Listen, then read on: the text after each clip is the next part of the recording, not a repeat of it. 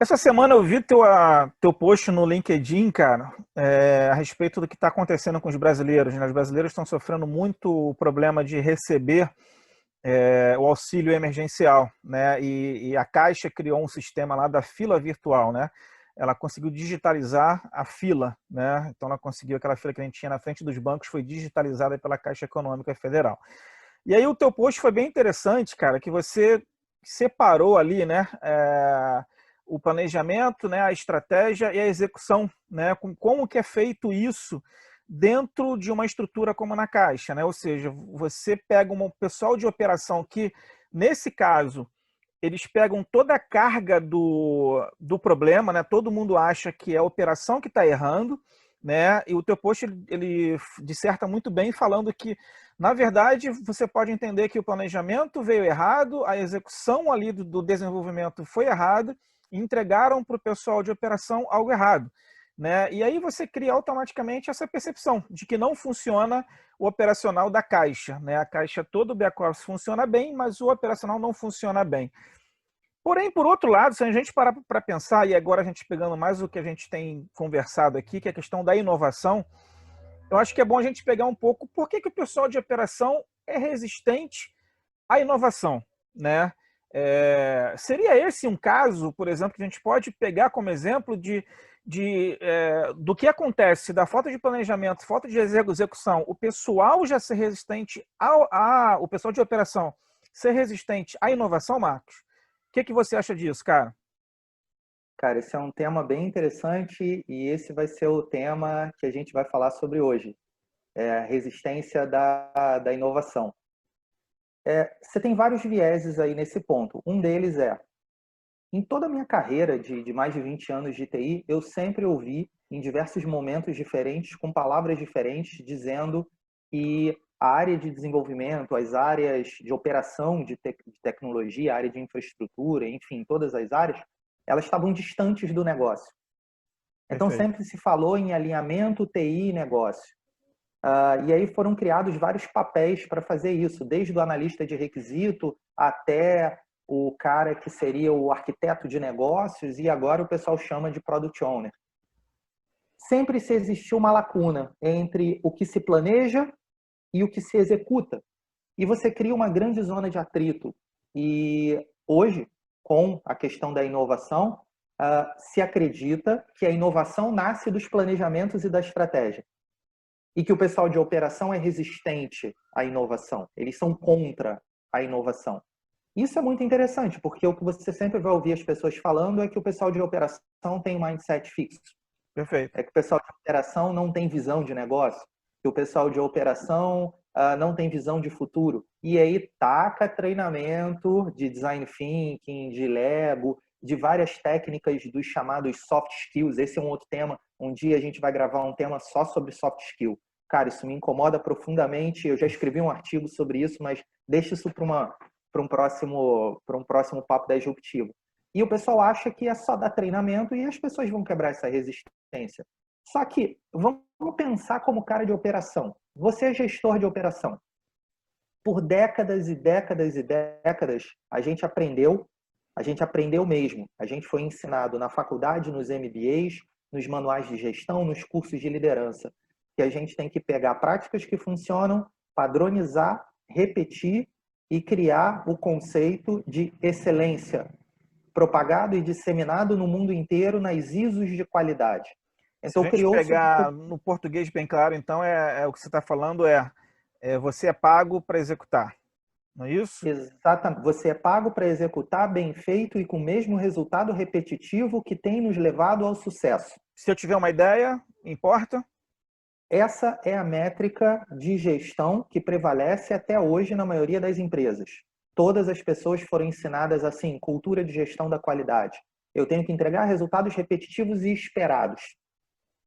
E aí, voltando ao que a gente falou sobre o ciclo de estratégia, você planeja no ano passado uma Uhum. coisa que você tem que entregar o mesmo resultado durante o ano. Você Perfeito. não tem margem nem para entregar mais, nem para entregar menos. Porque se for para entregar mais, significa que você entregou algo que não estava previsto. Uhum. Provavelmente você vai precisar de mais recursos, você vai precisar de mais insumo, isso não está no budget, isso não está no orçamento. Então, você não sabe planejar direito. Porque o planejamento bem feito é um planejamento completamente controlável e esperado dentro dos conceitos de gestão da qualidade. E aí você entra com a inovação. Quantas vezes a gente já viu dentro de empresa líderes autocráticos, líderes muito com falta de visão colaborativa, dizendo para as pessoas que elas não são pagas para pensar, e sim para executar de forma repetitiva? Eu diria que essa frase ela precisa de uma atualização. Hoje, gestores e funcionários não são pagos para inovar. E quando eu estou dizendo isso, eu estou falando sobre toda a estrutura de gestão da empresa. Você cria métricas, você cria processos, você cria auditorias de não conformidade, você cria reunião de feedback, onde o que você vai olhar é se a pessoa andou no trilho. E aí, com o advento das startups agora, e da transformação digital, as pessoas começaram a perceber que precisam inovar. Algumas porque realmente precisam, porque é uma questão de sobrevivência de mercado e de market share, e outras porque está na moda. Tem gente fazendo curso porque todo mundo está fazendo. Bom, todo mundo está fazendo curso de Scrum, eu vou fazer também. Todo mundo está fazendo curso de Agile, eu vou fazer também. É o novo todo normal, mundo está né? fazendo curso de Design Thinking, é o novo normal. O novo normal agora é ser inovador. Isso aí. Beleza. A provocação aqui é: existe espaço na sua equipe e na sua organização para você ser inovador? Porque o que você vai perceber no final do dia é, cara, acho que eu não sou pago para inovar. Duas coisas que você está me falando, cara, rapidamente, assim, duas coisas. Uma coisa é, eu já vi na área de vendas, cara, o que você falou um pouco antes aí agora, área de vendas, você ultrapassando meta, você errou que você ultrapassou a tua meta, você vendeu mais do que você tinha planejado lá no commitment que você foi entregar. Você não podia ter errado, foi como você falou, você não podia ter errado, porque afinal foi um erro de planejamento seu, de não prever que um cliente tal poderia comprar, ou então que você, por prospectar um cliente e conseguir outro, você deveria ter planejado isso, e a venda surgiu e você vendeu a mais, então você é punido por ter vendido mais. Ou seja, até no positivo você não pode errar. Então, assim, por quê? Porque está fora do controle da empresa. Ou você foi punido, né? Porque vendeu algo inovador. Exatamente. Vendeu algo com valor agregado. Ninguém te ensinou na cartilha de vendas, não está escrito que você poderia ter vendido assim, sabe? Tudo bem, tem coisas que na área de vendas você vê que é aquela velha história que acontece. A gente fala, o cara vende a mãe, entrega a sogra. Ok, tem coisas muito mal vendidas. Mas tem coisa que você vende, você fazendo um pitch diferente, que você não siga lá o by the book daquela apresentação da empresa, que você não tem aquela coisa de apresentar da mesma forma, você apresentou de outra forma, você é punido por isso. Então, aonde que você não mede necessariamente isso, você vendeu, ou não necessariamente você vendeu, mas você percebeu que aquele produto que já tem uma forma padronizada de ser vendida para o cliente, a experiência do cliente, das inúmeras reuniões que você tem ido, você percebeu que esse produto precisa ser atualizado. Exatamente. Para uma nova jornada do cliente. Você traz isso como feedback para dentro da empresa? Primeiro muitas empresas não têm nem canal para você endereçar isso. Exatamente, perfeito. Segundo, se você levantar isso nas reuniões de pipeline de venda, você vai ser criticado. Você não está focando em vender, você está focando em ver um novo produto e isso... Em criar problema. Você tem que deixar lá para o outro cara que ele cria isso. Você que está na ponta, você não é capaz de resolver.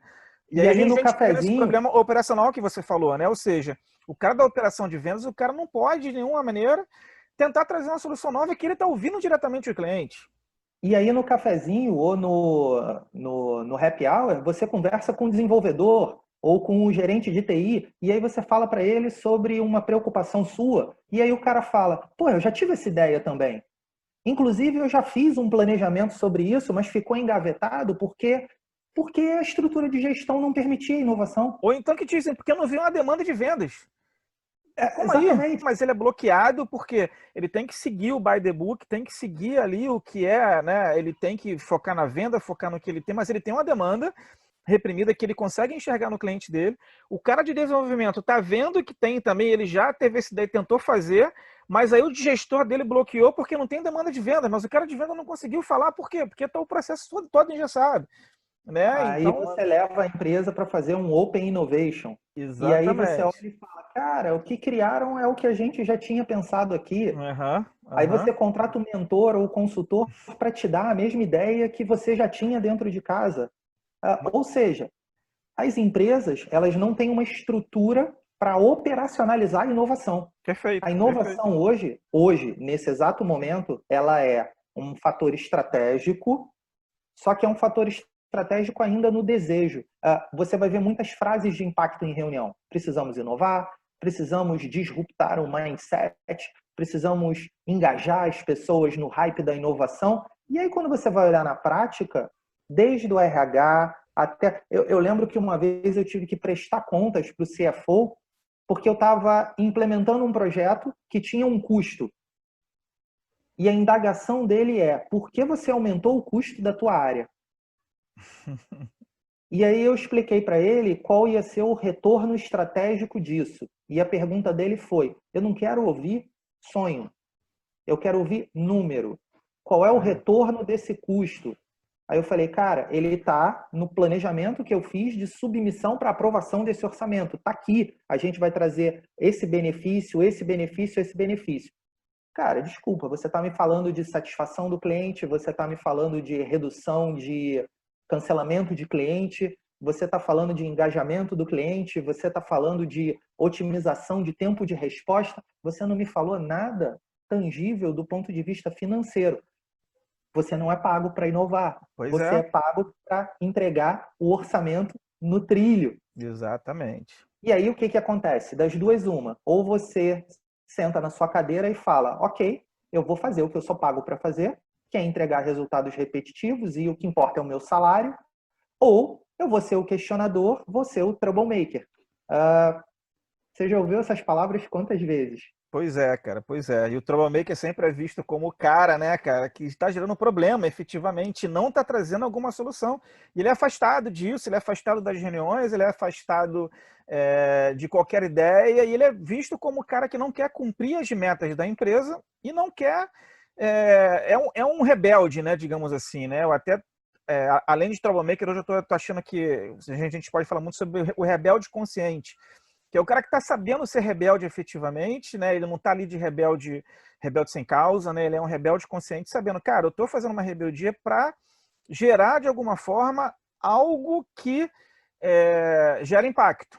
Porém, esse rebelde consciente, esse troublemaker, esse cara não entra, não encaixa Numa nas estrutura diretrizes, de empresa. cara, que vai by the book, não tem jeito. E aí você tem, às vezes, uma pessoa, uma figura para resolver os problemas, e aí você vai de novo buscar guru, você vai buscar pessoas fora para poder resolver os problemas que alguém internamente, algum troublemaker, algum rebelde consciente, já tenha de alguma forma resolvido isso, né, cara? E aí esse guru ele vai vir com um PowerPoint dizendo que fulano errou tantas vezes até acertar, fulano foi demitido tantas vezes, não sei quem faliu, não sei quantas empresas, não sei quem.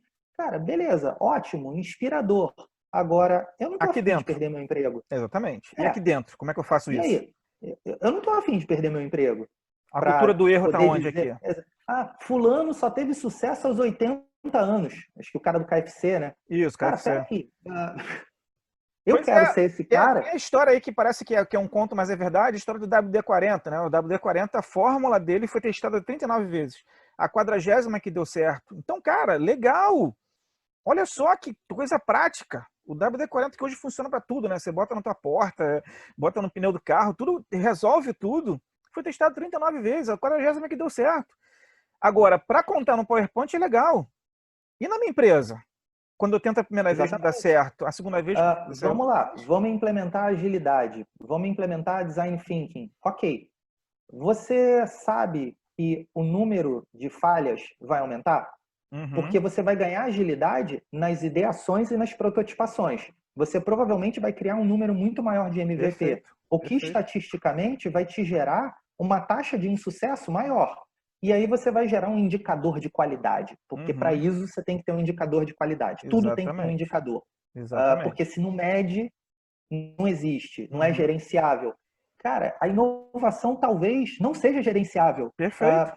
Eu sou um grande crítico da criar uma ISO de inovação. Como eu estudo muito neurociência e psicoeducação e psicologia, é impossível você controlar a criatividade do ponto de vista neurológico e psicológico. Exatamente. Isso é um papo também para outro papo. Eu acho que a gente, no próximo papo, a gente já tem que buscar aí, né? A gente falar sobre essa questão aqui de criatividade, de troublemaker, né? E a gente entender o quanto que isso a gente poderia fazer dentro de um ambiente que sim, a gente vai continuar com o ambiente operacional que você precisa de controle, mas não exija, né, do cara que até ontem você controlava desse cara, você controlava esse cara em tudo que ele faz, todos os passos dele, e agora bater nas costas dele porque está com Covid, porque tem a transformação digital, e exigir que esse cara seja inovador, né? Ou exigir que essa... Você não vai conseguir a tal da isso, aceleração da transformação, né? Exatamente. Vamos acelerar. Legal, vamos acelerar. E se o teu indicador no dashboard bater 30% de sucesso, 30% de inovação, você está disposto a entender que esses 30% para um nível de design thinking, de prototipação e validação é um número normal? É o novo normal? Pois é, pois é. Ou você vai ficar preso aos 70% de pivotada, aos 70% de insucesso? Porque senão o que você está fazendo precisamos ter resultados repetitivos. Aristóteles tem uma frase: a excelência não é um feito, é um hábito. Essa frase é a frase que sempre é utilizada nos slides para falar sobre gestão da qualidade. A inovação, ela não é padronizável. A inovação, ela é disruptiva. A inovação é você olhar para uma coisa que existe hoje e enxergar novas possibilidades. Então, para uma empresa querer ser inovadora, ela tem que ser flexível para poder encaixar a inovação dentro do ciclo, estratégia, planejamento e operação. Senão, o pobre coitado da operação, que é o cara que ganha para cuidar de risco operacional, é o cara que ganha por entrega de qualidade, esse cara vai olhar para tudo que é novo e vai falar: isso daí ameaça meu emprego. Porque no final, quem está sofrendo hoje com o aplicativo da Caixa, que foi mal planejado, é o pessoal do suporte da operação que está lá sobrecarregado. E provavelmente o executivo, o cara que fez parte do design thinking, do design sprint, o product owner disso daí, ganhou até bônus por ter entregue isso em prazo acelerado. E a população está sofrendo, a experiência do cliente não está legal. Perfeito, perfeito. Então, cara, eu acho que é isso. Eu acho que a gente pode, no próximo episódio da Disruptiva, a gente falar sobre essa figura, né, que é o troublemaker, que é o rebelde consciente, que esse cara precisa estar nesses departamentos, seja de planejamento, seja de operação, aonde que precisa estar. E principalmente a gente falar também onde e como esse cara tem que coabitar o ambiente da empresa. Perfeito, perfeito. Exatamente. Então é isso, gente. Eu sou Dalmo Marcolino. Você é quem? Marcos André. Isso. E a gente faz agora o Papo Disruptivo. E vamos lá, gente. De novo, fazer aquele pedido para vocês. Aperta o sininho, aperta o like, compartilha com todo mundo que você acha que vai gostar desse vídeo, porque eu acho que é um assunto que vale a pena a gente manter isso em alta discussão, gente. Vale muito a pena a gente discutir essa questão de operação, planejamento com o pessoal de inovação. Tá certo? Gente, obrigado. Até o próximo Papo Disruptivo. Valeu, Marcos. Um abraço.